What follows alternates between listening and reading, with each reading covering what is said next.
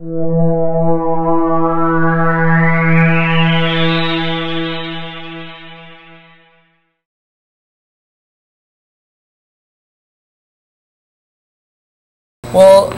I do it probably excessively. It helps me loosen up, just like all the tension inside, you just shout and just let it go. And it helps me swing at the racket faster, just, I don't know, if you just hold your breath while doing that, it doesn't help, so just let it out, and it's probably very intimidating for the other guy on the other side of the net, especially when you just grunt and don't miss, and it's like a kind of a Spanish way of doing it, and all the Spaniards are pretty scary. Like they just don't miss. They're tough, and that probably scares the opponents a little bit.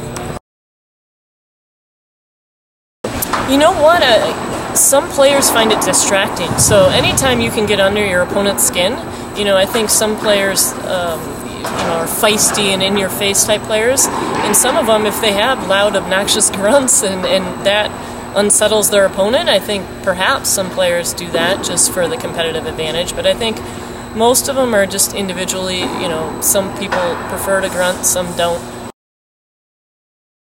It's kind of funny, I never was a big grunter, but Brad, our coach, actually talks about how if you grunt in practice, it not only physically engages you, but sort of emotionally engages you into the match, and it's something I started doing to try and just lock myself in to give 100%, and it's just sort of kind of turned into a habit, to be honest.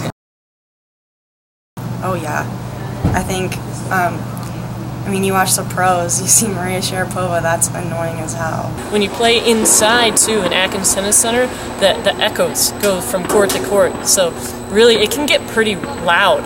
We get fans here usually sitting in the middle of the stands, and so just more noise sometimes, brings a little bit more excitement, too. So we were at Florida Gulf Coast 2 years ago, or last year, and this girl, I've never heard anything like this grunt, and I don't know how anybody can make that noise on purpose, or on accident, so I don't know, and it was driving everyone crazy, even people that were watching, so it can get pretty intense and annoying.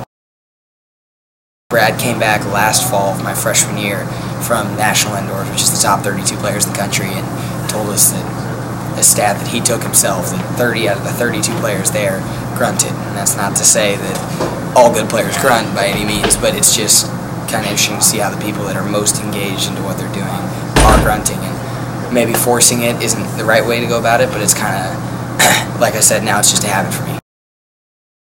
If the person's grunting from the very beginning of the match, you just kind of get used to it, and it just becomes another noise in the background. It's just like annoying fans.